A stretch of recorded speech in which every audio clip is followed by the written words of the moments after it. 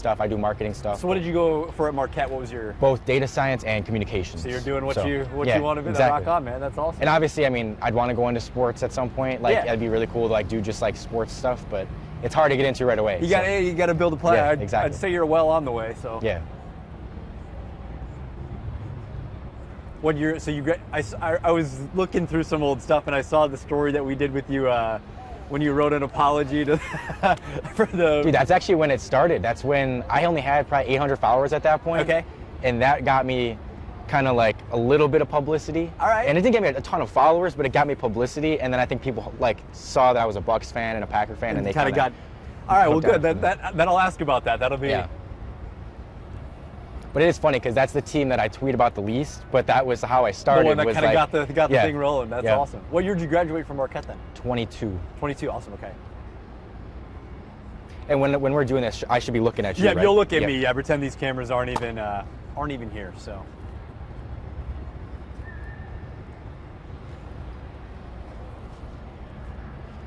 Can I just do a mic check with you again? With me? Got it. Yep, mic check. Thank you. No problem. All set? All right, man. So Nathan Marzion, we're here outside Fiserv Forum. How special is this building to you? Oh, it's awesome, man. They used to play at the Bradley Center here, and it was like, it became a thing of, okay, we need a new arena. It didn't seem like they looked for a little bit like they weren't going to get one, and the team might even leave Milwaukee. And then they announced they were building this thing, and like from the get-go, it was like a dream that they're going to play in this state-of-the-art, world-class arena. And so it's awesome to have this as our home, and just like a lot of good memories here. Game 6, of course, it's been awesome. Born and raised in Wisconsin, who is Nathan Marzion? Who should people think of you as?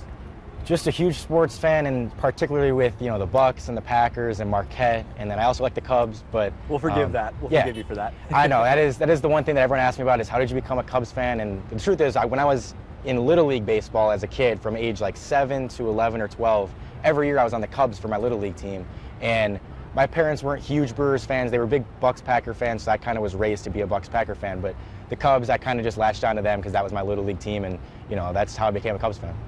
Some people watching this may be familiar with your name and your tweets, really. Yeah. You've really gotten a huge presence on Twitter over the past couple of years, and it really started with your fandom for the Cubs. Talk a little bit about that. Yeah, so when I was a freshman at Marquette, I only had about 700, 800 followers on Twitter at the time, and I had tweeted, if the Brewers beat the Cubs in the division this year, I'll write a 1,000-word apology letter and send it to anybody who likes the tweet. And the Brewers came back, beat us in game 163 by 1 game. And so yeah, I had to write a bunch of apology letters. It kind of blew up, got me some attention, and so it ended up being a good thing. The Cubs losing ended up being something that turned me into, it just gave me a little bit of publicity, and got me kind of the attention of people online. And I think people saw that I'm a Bucks fan, a Packer fan, and kind of latched onto me from that. But it did start with the Cubs. That's kind of the first thing that got me, some attention on there.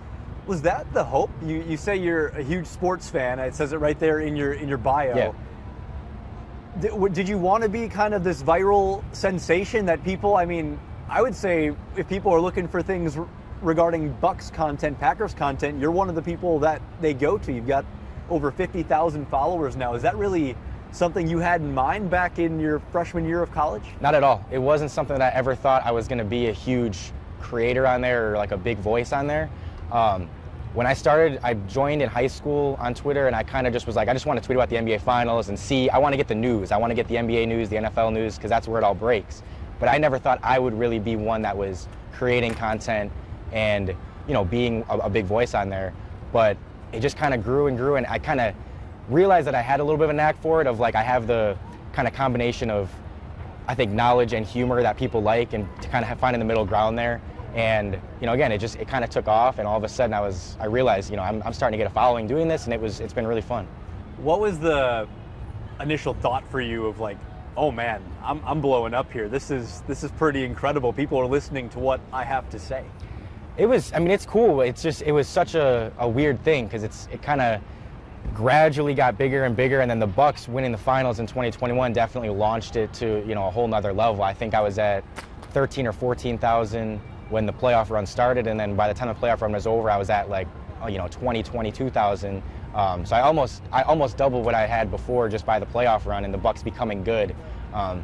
But it also does show that. It shows, how much different things are when the team is good and how much more publicity the team gets and how much more people want to talk about the Bucks when they're good compared to when they were really bad and nobody really cared.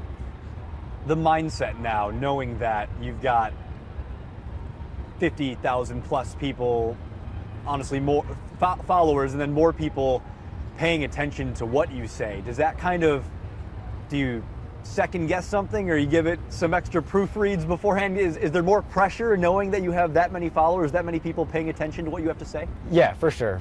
It's something that I kind of realized, okay, I'm going to tone down in the Cubs tweets a little bit because my audience is not mainly Cubs fans, and I'm a big Marquette fan, so I don't like the Badgers, so I still take my digs at the Badgers, but I'm going to tone down on that a little bit as well. And yeah, just knowing that whatever you say, people, there's going to be a lot of eyes on it. It definitely makes you take that second thought of, just making sure what you put out there is good. And, it's a blessing and it gives you so many good things, but it can be a curse. And just that, if you do mess up, if you do say something wrong, if you do, there's just more pressure to say, the right things. And you have, especially when you're doing sports takes and stuff like that, you can be dead wrong on stuff and people are actually going to see it. People are going to call you out on it when you have a following compared to if you don't. Not many people are really going to see it. There's definitely some pros and cons to it, because I think people, when they jump on social media, everyone wants to feel like they have a voice. Everyone wants to be noticed, but as you said, it can kind of be a double-edged sword when it comes to that type of thing. Yeah, and again, with sports especially, because your team is going to lose sometimes, and if you are the face of that team a little bit online, you're going to get a lot of flack for that. When the Bucks lost to Miami in the playoffs this year, I took a ton of heat for it from Celtics fans, Heat fans, and that whole thing, and all the NBA fans. And that's okay. I'm perfectly fine with it. I'm going to be able to talk when we win, and I'll take the heat when we lose. But again, that's what comes with it. Is you're going to have the really high highs, and then when the lows hit, you're going to get a little bit extra heat for it. So yeah. And this is something. I mean, you're making videos. I saw the one of the Packers Bears. Yeah, loved it. Thank you. This is something that you're doing all on your own while working a full-time job. Mm-hmm. And this is just kind of a hobby, but something that you hope to maybe one day turn into a full-time profession, right? Yeah, of course. I just kind of started doing this on the side throughout college, and again, I didn't expect it to really get to the point where it is today, but it has, and so now it's something I've kind of started to think about of, doing sports content and stuff like that, for a career. And I'd love to, I've done a little bit of podcasting. I have a couple podcasts that I do right now, and just doing sports content, sports talk, sports analysis, stuff like that. So ideally that's where I can be in the future, but yeah, right now I'm just enjoying, having a platform and having this to kind of build off of. How has your life changed since that Cubs letter tweet, since the NBA Finals here when the Bucks won it, to what you're at today? Is it people walking up to you on the sidewalk? Is it how is your life changed? Yeah, I mean, I'm still the exact same person, but I know it just has changed in that I get a little bit more recognition. People, I go out to the bars or I go somewhere, and it's not like everywhere I go people are noticing me, but I do get that, a decent amount of just, hey, you're the guy from Twitter, you're the Bucks guy, and it's really cool. I think it's the perfect amount of, fame that it's not annoying, but it's still really cool and it's still fun, and it kind of keeps me going and keeps me like, hey, people really are appreciating what you're doing, and it's really cool to see. What do you feel like you mean to the Bucks organization? What part of it are you? I would say just a big ambassador and just someone that, I try to reflect what the fans are kind of feeling and what the fans are thinking, and I think that's something I get a lot on there is people DM me and tell me, hey, you kind of seem to tweet my thoughts during the game, and you're kind of that voice that represents us. And again, I'm not always going to say the perfect things. I'm not always going to be a perfect representation of the Bucks fan base. I'm going to have my own opinions and stuff, but just a really passionate, loyal fan that I think can embody what, again, that fan base is like. There's a ton of loyal, passionate Bucks fans like myself that have been there since, the beginning, and I'm very young, so obviously I haven't been there that long, but the people that have just been there through thick and thin and are finally now enjoying this, having a really good team, having a great player like Giannis, I think I kind of embody that person that's just been there for the beginning and really has that passion. And kind of following up that question, as you said previously, they're good now. Yeah. They've got superstars. What do the Bucks mean to you in being able to see them win a finals and being really a big part of it on social media.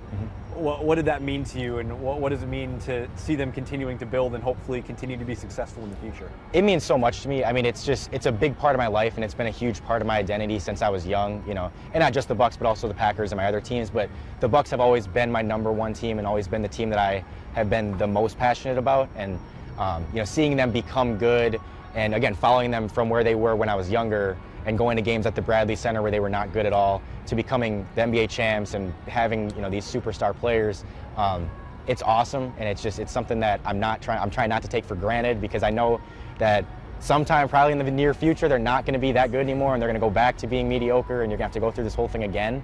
But right now it's like I'm in my 20s. I'm at a good point in my life that I can experience this and really enjoy it, and so I'm just trying to enjoy the ride and not take it for granted and love every second of it. And you'll still be tweeting about him even when that decline hits. Oh yeah, of course. You know, I'm not going anywhere, even when, you know, if Giannis ever leaves, or if the, you know, he's not on the team anymore, or these other guys are gone and they're not very good anymore, I'll still be, you know, passionately rooting for the Bucks, and that'll always be a huge part of my life. So yeah. I love it, man. Anything that we didn't touch on that you really want to add or get out there that you want people to know? I don't think so. I'm trying to think. I don't. Matthew, we hit everything well? I think so. That was great, dude. That was Cool. fantastic. Get some cutaways. Yeah, we can just, he'll do some cutaway shots. We'll just Okay. kind of keep sitting here Yeah. chatting. So how old are you? 23. 23. Yeah. Okay, so, and you live in Muskego. Is that where you were hometown? Yeah, that's where I lived growing up and everything, and then I went to America. You play sports in high school? I played basketball for 1 year at my high school, and then I switched after freshman year. We just started playing for our church. Sure. So I've played basketball up until, I played intramurals and stuff in college, but never really was serious about playing sports, but I always enjoyed watching. Gotcha.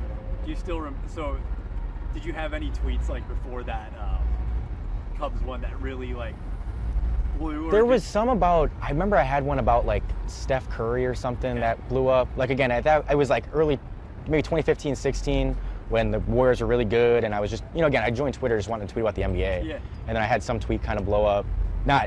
It got like 1,000 likes, which to me at the time was like, holy crap, I got 1,000 likes. And now it's not that big of a deal to me. Like, it's like 1,000 isn't that big of a deal. It's like, oh man, I got to do better here. Yeah, but I remember I had a couple that, you know, got attention, but it wasn't anything that got me any like notoriety or followers or anything like that. But who's the biggest follower you'd say you have? I would say, man, Giannis followed me for a little bit.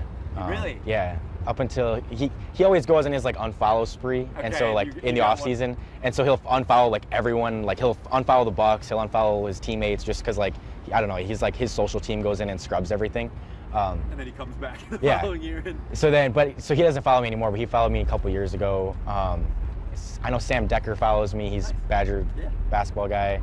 I can't think.